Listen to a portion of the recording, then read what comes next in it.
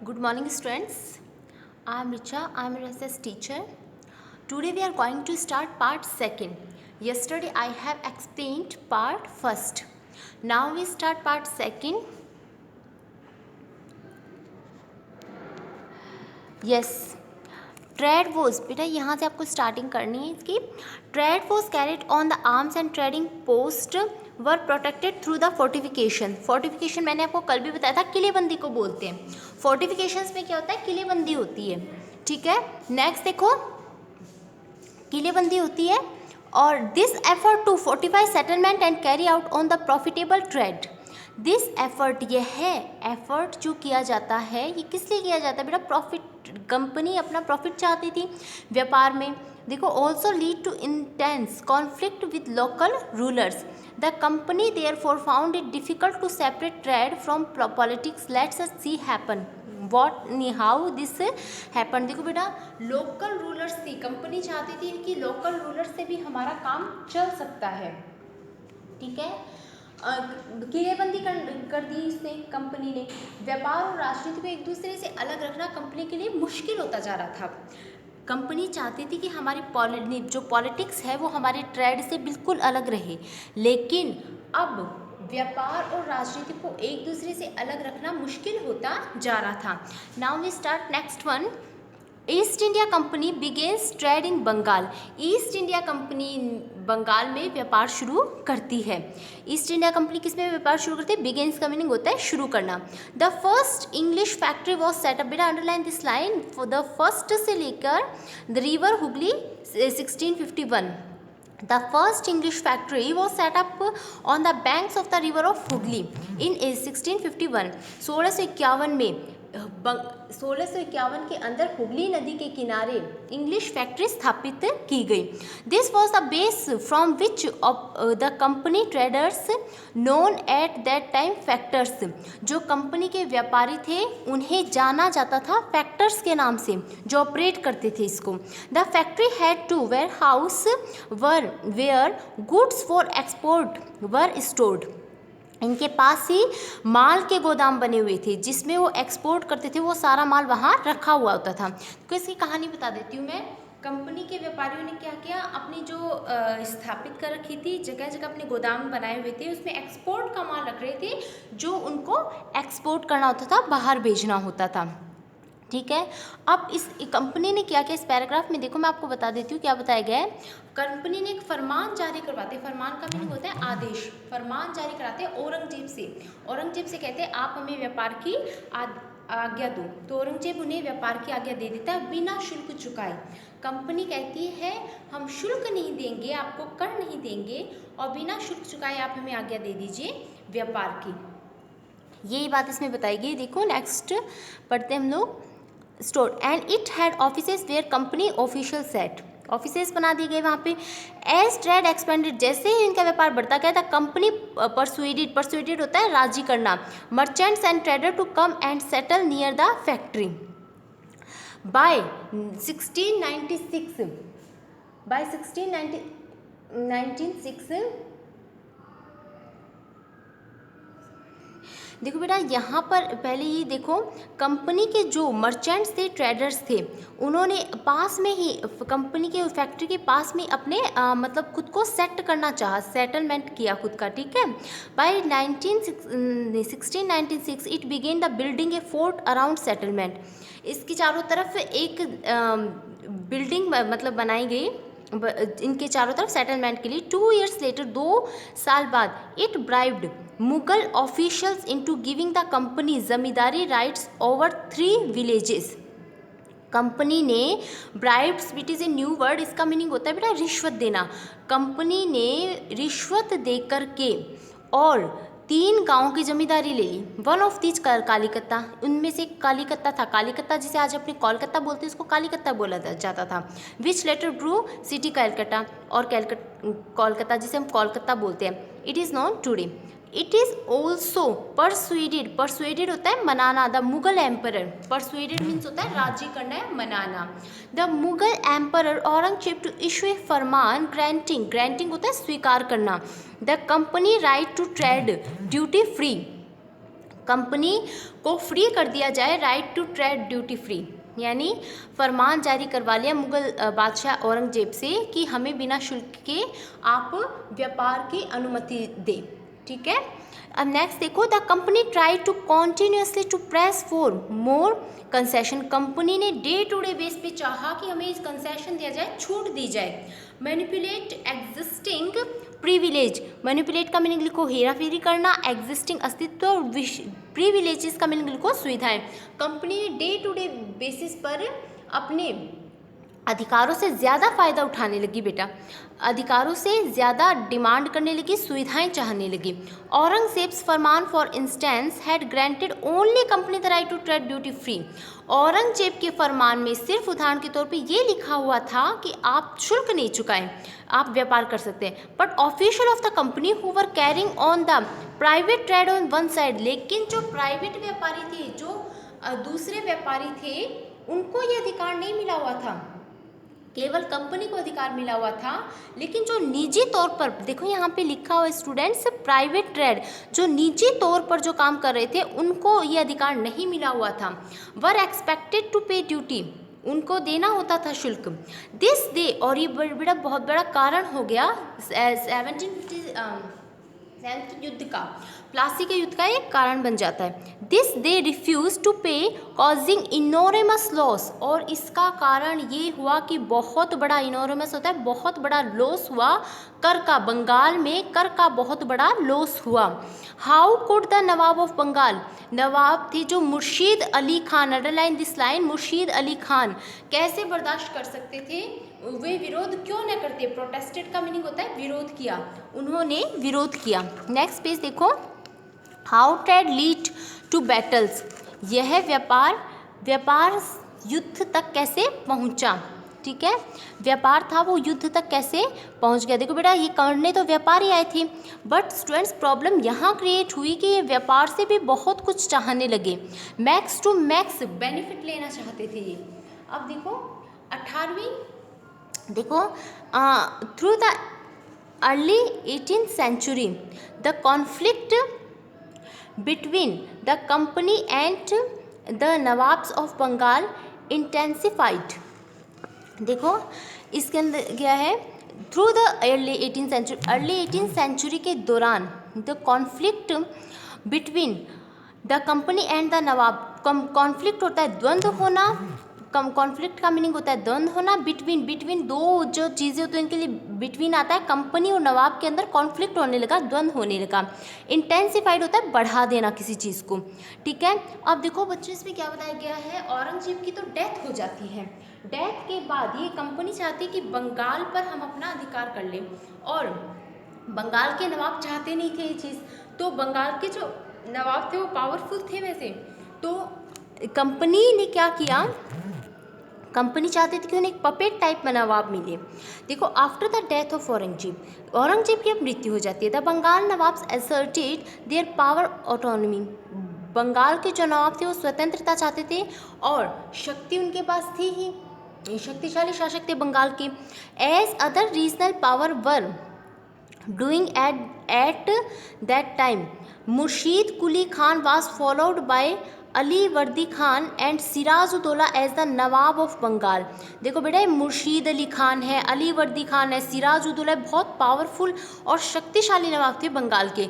Each one of them was the strong ruler, तीनों ही strong थे, एक भी मतलब कमज़ोर नहीं था।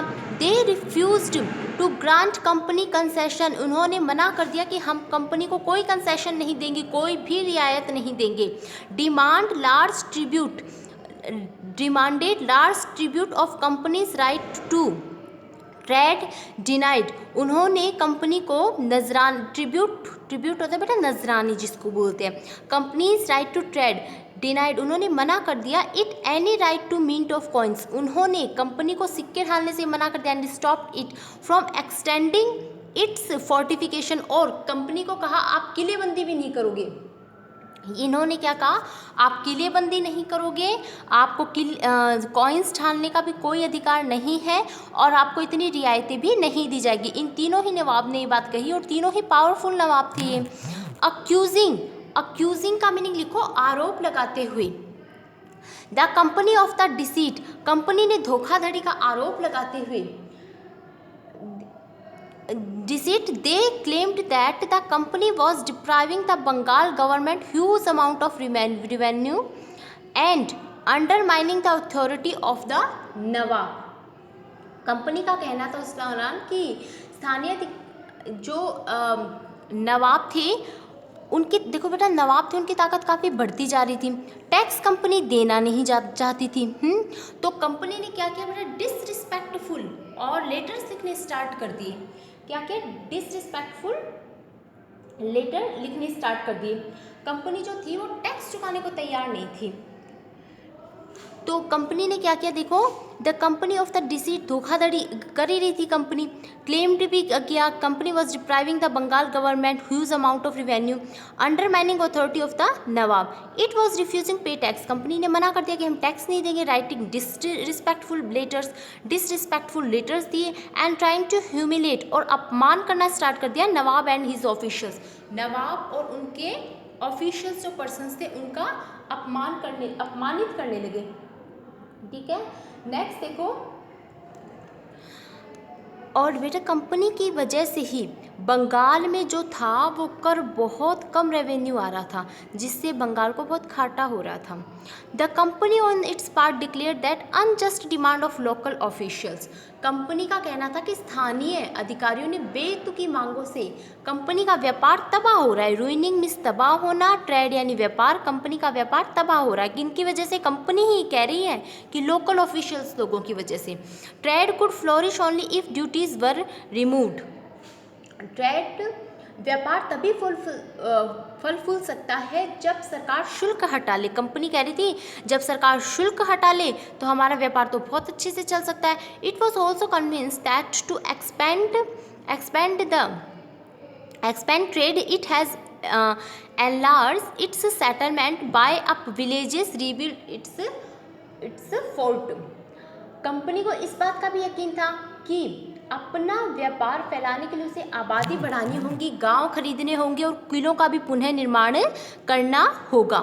देखो कंपनी को इस बात का पता था कि यदि हम अपने एक्सपेंड करेंगे व्यापार को तो उसके लिए हमें गांव खरीदने पड़ेंगे, गांव खरीदने के साथ साथ हमें किलों का भी पुनः निर्माण करना होगा। द कॉन्फ्लिक्ट है lead to confrontations and finally culminated the famous battle of Plassey, underline करो बेटा यहाँ से, द कॉन्फ्लिक्ट, इनके बीच अब द्वंद्व होता है। देखो ये टकराव दिनों दिन गंभीर होते हुए इन टकराव कॉन्फ्लिक्ट का सामना करना, कल्मिनेटेड का मीनिंग होता है समाप्त होना। देखो बेटा बातचीत इनके बीच नवाब के बीच और कंपनी के बीच बातचीत तो अब समाप्त हो गई, अब ये बैटल में कन्वर्ट होगी, प्लासी के युद्ध के रूप में सामने आए। द बैटल ऑफ प्लासी, बेटा यहाँ से इम्पोर्टेंट लगाओ, it is most important. Plassey का युद्ध सबसे इम्पोर्टेंट युद्ध माना जाता है। इसकी कहानी बताती हूँ। सिराजुद्दौला थे बंगाल के नवाब थे, सिराजुद्दौला थे जो बंगाल के नवाब हुआ करते थे। उन्होंने क्या किया, उन्होंने कहा कि कंपनी यहाँ से अपने व्यापार को हटाए, शुल्क हमें चुकाए, तो इसने मना कर दिया। सिराजुद्दौला को सहन नहीं हुआ, सिराजुद्दौला ने अपने 30,000 सैनिकों के साथ, सोल्जर्स के साथ इंग्लिश फैक्ट्री पर हमला कर दिया, अटैक कर दिया। अब इंग्लिश लोगों के पास अभी तो कुछ साधन नहीं थे, इतने में ही रॉबर्ट क्लाइव था वो आया। उसने क्या किया कि अपनी सेनाओं के साथ लड़ने लगे, लेकिन सिराजुद्दौला की हार हुई। इसका रीज़न था कि सिराजुद्दौला का अपना सेनापति, उसी ने उसे धोखा दे दिया, इस वजह से और ये युद्ध सिराजुद्दौला हार जाता है। अदरवाइज सिराजुद्दौला जीतता, लेकिन 1757 के अंदर सिराजुद्दौला के जो सैनिक थे उन्होंने ही और सिराजुद्दौला को धोखा दे दिया।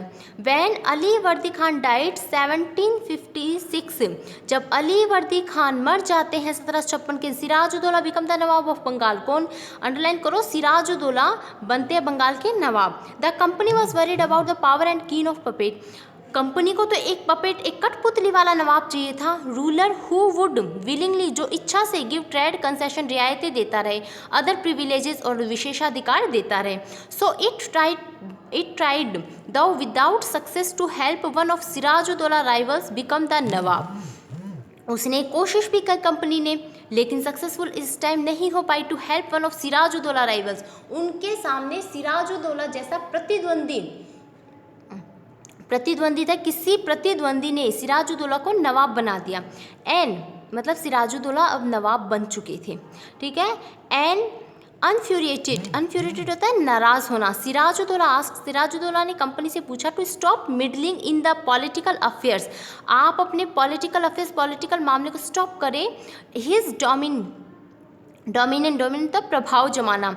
स्टॉप फोर्टिफिकेशन, और आप किलेबंदी को करना भी बंद कर दें। पे रिवेन्यूज़, हमें पे करें रिवेन्यूज़। आफ्टर निगोटिएशंस, बातचीत, निगोटिएशंस का मीनिंग होता है बातचीत, फेल्ड यानी फेल हो गई।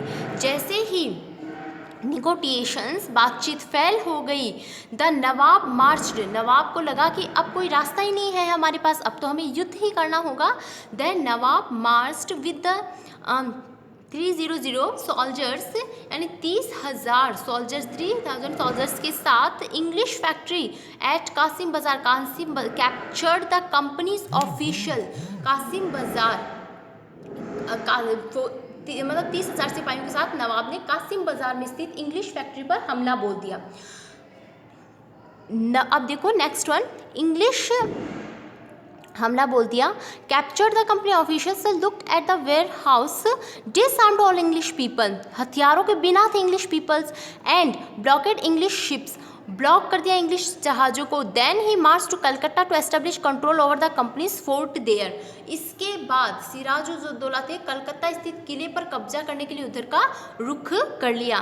पहले तो इन्होंने क्या किया बच्चों, गोदाम पर ताला लगा दिया और अंग्रेज़ों के हथियार ले लिए, अंग्रेज़ों के जहाज़ों को घेर लिया। उसके बाद इन्होंने क्या किया, सिराजुद्दौला थे नवाब ने कलकत्ता स्थित किले पर कब्जे के लिए उधर का रुख किया। अब देखो, on hearing the news of fall Calcutta के हाथ से निकल जाने की खबर सुनते ही company officials Madras sent forces under the command Robert Clive, company के अफसरों ने रॉबर्ट क्लाइव के नेतृत्व में सेनाओं को रवाना किया। आगे देखो, रेनफोर्स होता है बेटा प्रबलित होना, रेनफोर्स होता है प्रबलित होना। नेवल फ्लीट्स, नौसेना का बेड़ा, नेवल फ्लीट्स होता है नौसेना का जहाज। प्रोलॉन्ग्ड यानी लंबा। निगोटिएशंस यानी जीत पाना। विद द नवाब फॉलोड, अब देखो नौसैनिक के बेड़े की मदद मिल रही थी, इसके बाद भी नवाब के साथ लंबे समय तक सौदेबाजी चली, एक तरीके से सौदेबाजी थी। Finally in 1757 Robert Clive led the company army against Sirajuddaula at Plassey. Finally यानी आखिरकार 1757 के अंदर Robert Clive led the company's army. Robert Clive जो थे led the company's army against Sirajuddaula at Plassey के युद्ध में कंपनी की आर्मी थी वो अगेंस्ट हो गई और प्लासी का युद्ध हुआ। वन ऑफ मेन रीज़न, अब देखो बेटा प्लासी का युद्ध स्टार्ट है। One of the main reason the defeat of Nawab was, बेटा नवाब का सबसे ज़्यादा हारने का कारण क्या था, मैंने आपको पहले भी एक्सप्लेन किया था। Nawab was the forces led by Mir Jafar, जो मीर जाफ़र था नवाब सिराजुद्दौला के हार का एक बड़ा कारण ये था कि उसके सेनापतियों में से एक सेनापति था मीर जाफ़र था। One of the Sirajuddaula commander, वो सेनापति थे। नेवर फोर्ट द बैटल, उसने बैटल में भाग ही नहीं लिया। Clive and managed to secure his support to promising to make him nawab, Robert Clive ने उसे लालच दे दिया कि मैं आपको नवाब बना दूंगा बंगाल का, आप अपनी सेना का सपोर्ट मत दो। किसको? सिराजुद्दौला को। क्रशिंग द सिराजुद्दौला, क्रशिंग होता है हटाना, सिराजुद्दौला को हटाकर आपसे प्रॉमिस करता हूँ, रॉबर्ट क्लाइव कहता है कि मैं आपको बंगाल का नवाब बना दूंगा। At the battle of Plassey, the battle of Plassey became famous because the first major victory of the company won in India. जो प्लासी का युद्ध था वो निर्णायक युद्ध माना जाता है भारत के अंदर, क्योंकि ये बंगाल पर अधिकार करने वाला युद्ध था। बेटा अब आपको ध्यान रखना है प्लासी का युद्ध किस किस के बीच हुआ। प्लासी का युद्ध सिराजुद्दौला और अंग्रेज़ों के बीच हुआ, 1756 के अंदर हुआ, और इसमें ये सिराजुद्दौला हार गए थे। ठीक है, नेक्स्ट देखो बेटा साइड में देखो सिराजुद्दौला की आपको पिक्चर दी गई है। ठीक है। आप पिक्चर से बहुत कुछ आइडियाज़ लगा सकते हो। साइड में एक ये भी पिक्चर दी गई, इस पिक्चर में देखो क्या बताया गया है। इसमें ईस्ट इंडिया कंपनी की मीटिंग बताई गई है कि वो किस तरीके से मीटिंग लिया करते थे। ठीक है, ये एक मीटिंग की पिक्चर है, एक सभा का चित्र है। ईस्ट इंडिया कंपनी के जो कोर्ट ऑफ प्रोपराइटर्स की लंदन स्थित लेडन होल्ड स्ट्रीट पर बने ईस्ट इंडिया कंपनी के हाउस में बैठ के होती थी। इसका इसमें बताया गया किस तरीके से बैठ के हुआ करती थी। ये सिराजुद्दौला है साइड में। ठीक है, okay, today is sufficient students, I think you can understand easily this chapter. Thank you.